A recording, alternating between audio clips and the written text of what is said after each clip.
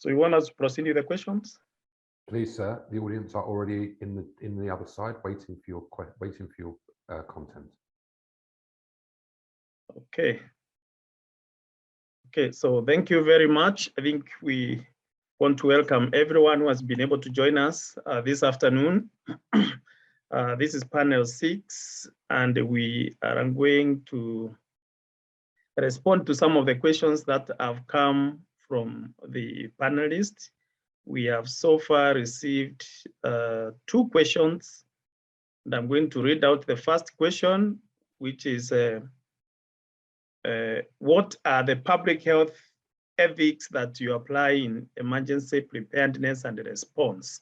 That is the first question that we have received. And I am going to therefore pose it to the panelists who are with us this afternoon. We have Julius with us. We have Stavlov, Regina, and Regina is not with us today. I think she has not logged in yet, but we have Subiro. So this question, therefore, I think, Julius, you should give it as an attempt. The question, I'm sure you've heard the question. The question is, what are the public health ethics that you apply in emergency preparedness and response? Thank you very much for the question. A very key question indeed in these conversations. And I think, like I shared in our earlier discussion, what happens in emergency responses is a reflection of what should happen in everyday practice for health delivery. Really, it's only that things are happening at a faster pace now. Maybe there's a bigger geographical area to take care of. We are dealing with something that is happening very rapidly. But the issues of respect for human dignity are definitely issues that should be at the forefront in terms of the ethical issues to consider, issues around data protection, issues around consent, informed consent.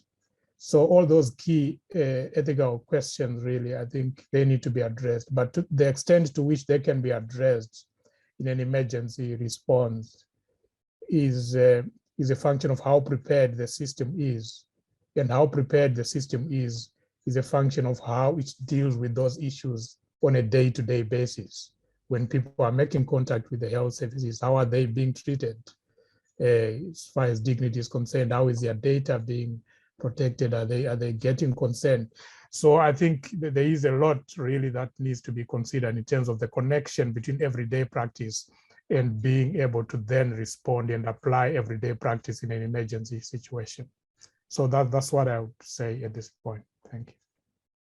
Thank you very much. I don't know whether there's any other member of the panel that would like to add anything to that particular question on ethics in emergency response. Stavros, do you have anything to add? Perhaps I can. Thank you very much, program moderator. It's again a pleasure to be on the platform, this time in a capacity to respond to some of the questions. I'm going to provide a more practical response that will complement our earlier colleagues' response. So, of course, when you're faced with an emergency public health situation like we've been faced with, of course, much of the activity relates to things like emergency procurement and signing up emergency services. And of course, this does have the potential at times to conflict with well set out procurement rules and or guidelines that many governments, in fact, all governments follow on the continent. And I guess the ethical dilemma is, do you get bogged down by the procurement rules, which might cost you lives at the end of the day? And I think that's the ethical dilemma that many people have been facing in the midst of this pandemic. And there are many different ways of addressing this, but I guess finding the correct balance between speeding up procurement in the one instance, but in the other instance, not falling foul of irregular procurement practices or governance failures is what's required in the situation. So to give you an idea, in South Africa, what we did is we, at the onset of the pandemic, introduced legislation called the Disaster Management Act, which does provide for some flexibilities in procurement. It's not foolproof, of course, but these are the type of considerations, because I guess what we're trying to do here is we're trying to learn from this pandemic to see how we best respond to the next pandemic. There's no doubt we will have other pandemics to deal with. Hopefully none as catastrophic as this one, but we will futuristically have other public health emergencies to deal with. And I think the learning from this is how do we apply appropriate procurement flexibilities, but at the same time ensure that you have governance. That's something we need to grapple with. But what we did in South Africa as well, aside from the act that I'm referring to, the private and the public sector got together and they formed what is called, and now well publicized, Solidarity Fund. So this was a fund that was set up. It's governed by a board of prominent South Africans, both from the private and the public sector. So by way of example, the finance and trade and industry ministers, those two ministers sit on the board, as well as a number of other prominent South African business people that have expertise and speciality in governance. So we set up this fund. This fund has raised around $4 billion. So that's around $500 million. I should say, sorry, 4 billion rand, which is about $500 million there or thereabouts. And the reason we set up this structure is to assist in those emergency situations where the state cannot respond, particularly where they don't have flexibility in procurement rules to respond. So there are many practical considerations, which is what I want to highlight to the question that has been asked here. And I think we need to futuristically learn from the current experiences so we can improve and enhance on those into the future. Thanks very much. Thank you very much. Lucy, do you have anything to add to that? Yes. Good, go ahead. So just building up on what Dr. Julius said, that what happens during emergencies is a reflection of what should be happening during day-to-day healthcare delivery. So ethics is a critical issue in day-to-day service delivery, doing no harm, protecting life and confidentiality. So most of you here, you agree with me that when COVID hit, most people would find out that they're COVID, they've tested positive in the media, right? So that was one of a really challenging time for most senior guys who had either traveled and they didn't know how to handle COVID, or like what to do next if you have tested positive. So preparedness is a critical aspect that we need to invest in terms of ensuring that we protect that patient confidentiality. And also when it comes to procurement processes, it all hinges back to the preparedness aspect.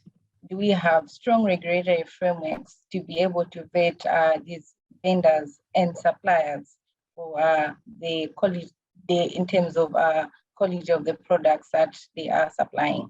We also had a number of issues with PPEs that were supplied during the first phase of COVID that didn't pass quality tests.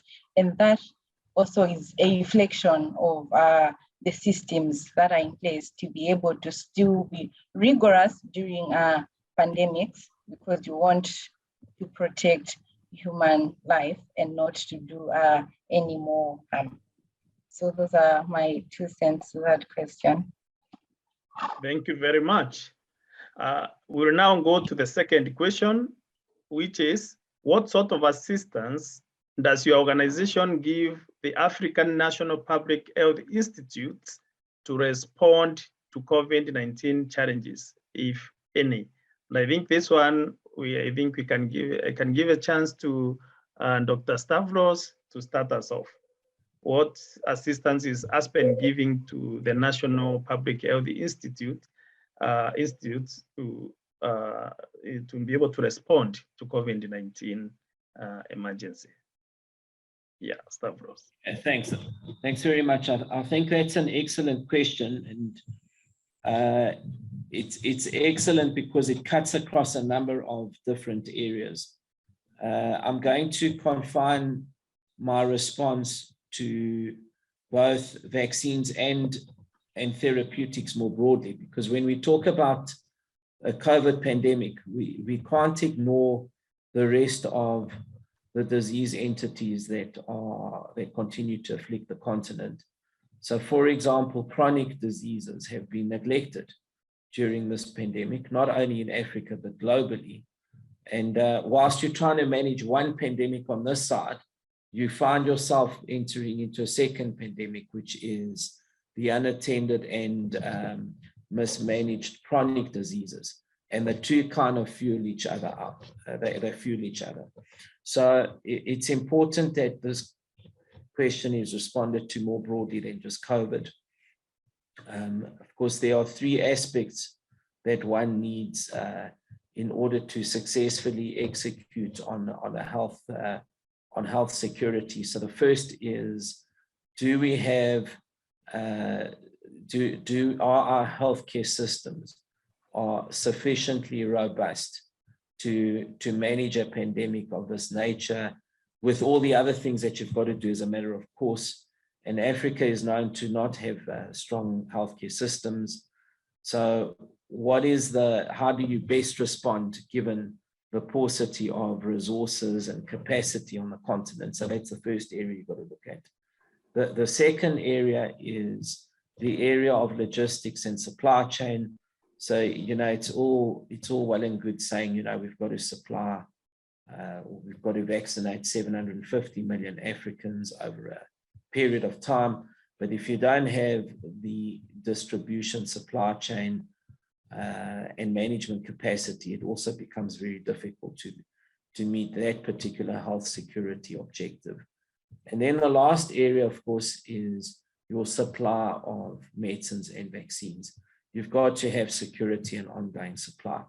Now, Aspen has been involved primarily in the latter of the three areas. That is where we have obviously our competence and expertise. And, to that extent, as I indicated 2 days ago, when I last spoke on this platform, well, I hope it was 2 days ago, not yesterday. I've lost a bit of track of time. But the thing that Aspen has done is we've made available our capacities, our sterile capacities for the continent, so that we could ensure that at a supply level, at very least, we are looking at ramping up both capacity and supply of vaccines and other medicines to the continent. The novel approach that we adopted, of course, we initially entered into a contract manufacturing arrangement with Johnson & Johnson. Contract manufacturing, of course, does not give you the rights to allocate or distribute the product to where you want. So we've gone a step further now, and this is a real game changer for the continent. We have now concluded what we call a licensing agreement. We've signed a non-binding term sheet with Johnson & Johnson. What that means is that Aspen will now own the rights, the licensing rights to produce its own vaccine. This will be an African vaccine, of course, called Aspinovax. And this vaccine will have the rights to be distributed in Africa only. Africa is our only interest in this instance. So we will be making available Aspinovax, which is an African-produced COVID vaccine, to the continent from next year. I think that's the best way for us as a pharmaceutical company based on the continent to respond. We have also made other COVID related therapeutics available to the continent, we've been able to scale up production in those instances as well. And then, of course, the final missing piece, which is a piece we're all working on, is your antiviral therapeutics. There are two at the moment that are showing promise. The MSD one, Merck MSD, and then the Pfizer one. And we're at various stages of either licensing and or developing those two therapeutics. Of course, that's off the back of what we did last year, which was to make dexamethasone, which people on this call will acknowledge. To date, before the antivirals that I mentioned, to date, dexamethasone, a long-acting corticosteroid, has been the most effective treatment thus far in reducing mortality in an ICU setting. The reduction was 35%. And of course, Aspen owns the original dexamethasone, and we were able to make that available to various markets as well. So that's where we are focused at, very much on the supply side, and also trying to diversify pipeline to meet both the needs and expectations during COVID and beyond. Thanks very much.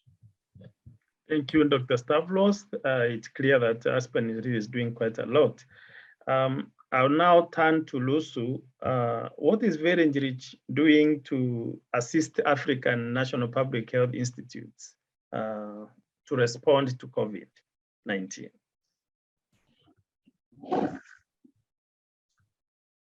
So Village Reach does not have one solution to all the National Public Health Institutes. So this varies in the countries that we're currently in, because we believe in human-centered approaches. What is it that is needed in that specific country? So for example, in Malawi, the priority was access to information, and also supporting clearance, storage, and distribution of supplies. So we have a hotline that was used during, that is also still in use for anyone to be able to call to ask about any COVID-related questions. And now that we have the immunization going on, people can also call for any rumors to address like any myths that they have.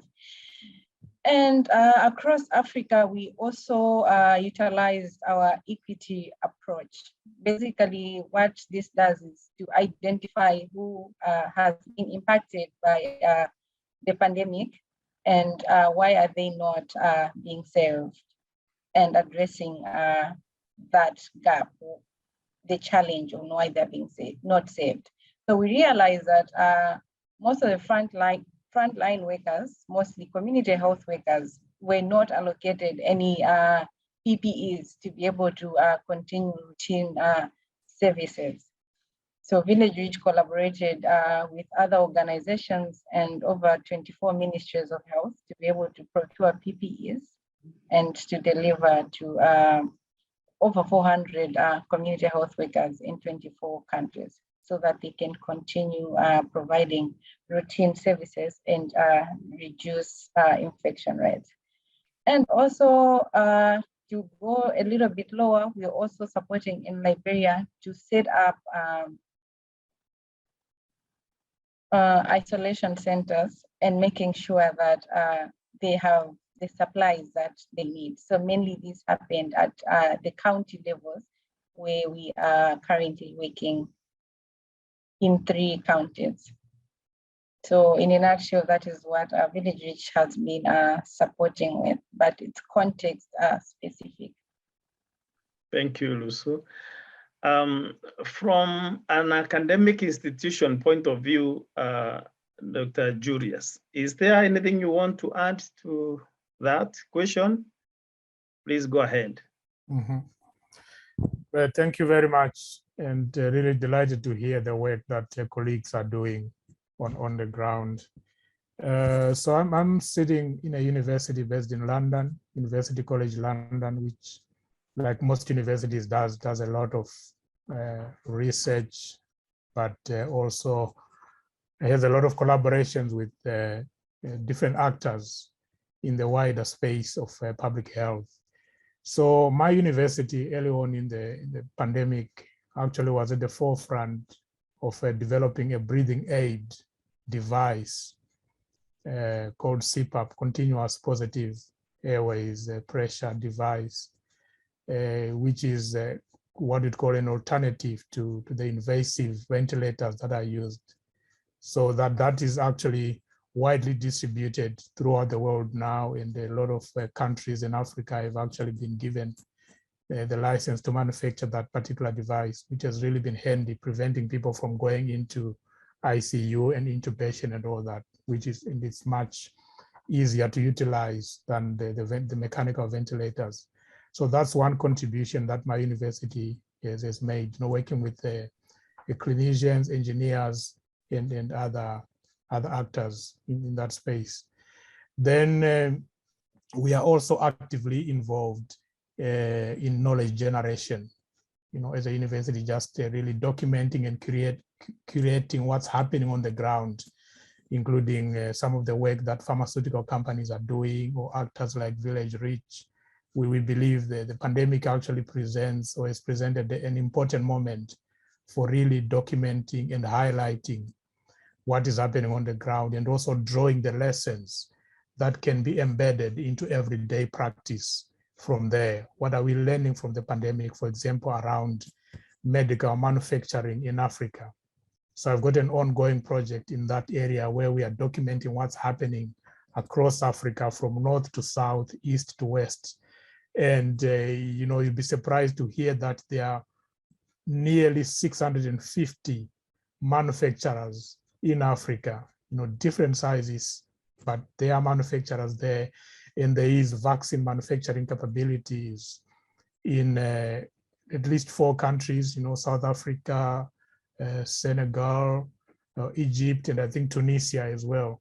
So that kind of knowledge is very important for decision makers and for actors on the continent to know, because we have seen that the procurement chains need to be shortened. You know, the whole thinking around, you know, the global value chains, yes, they are still very important and necessary, but local production and local procurement has become a very prominent issue.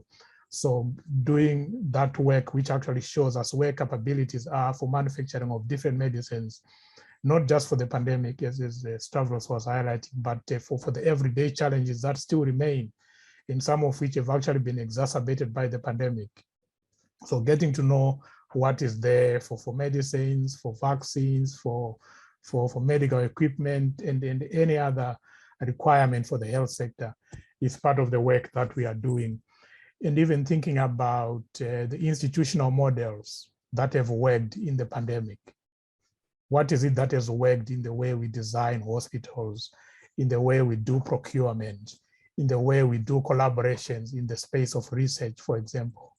And some of the lessons that are coming through from the work is the importance of co-location, having, you know, different actors located in the same space, so that you build the trust that is necessary for you to then work together in the event of emergency, because you can't just bring 4 people together in an emergency and you say, start working together. They don't know each other. There's no trust, there's no accountability. But having those spaces in existence already before a pandemic are some of the lessons that you are learning and sharing with their colleagues in the African health terrain. And it's really helping to rethink and reconfigure some of the ways of working that have been on the ground currently.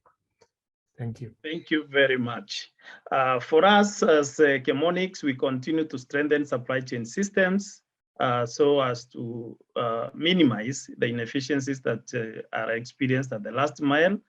And we are therefore trying to ensure that the systems, we build the capacity to make the supply chain systems more responsive and more agile, so that depending on the demands, we are able to quickly respond, and we can work with the country institutions that are providing the response to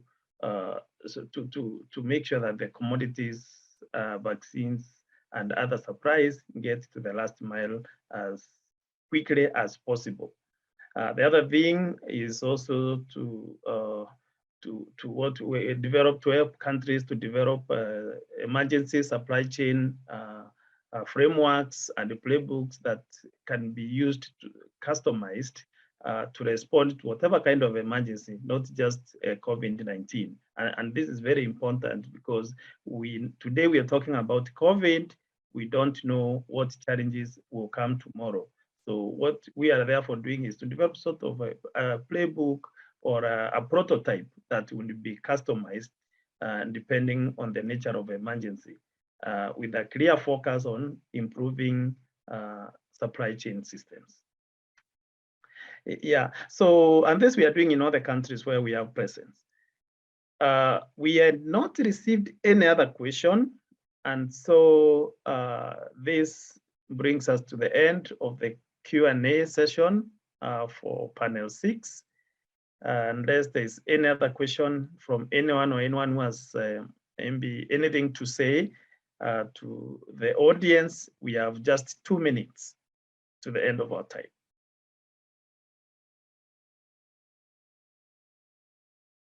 I think we are all good to go. Thank you very much. This was quite enlightening, and I'm sure the audience have learned quite a lot from the panelists.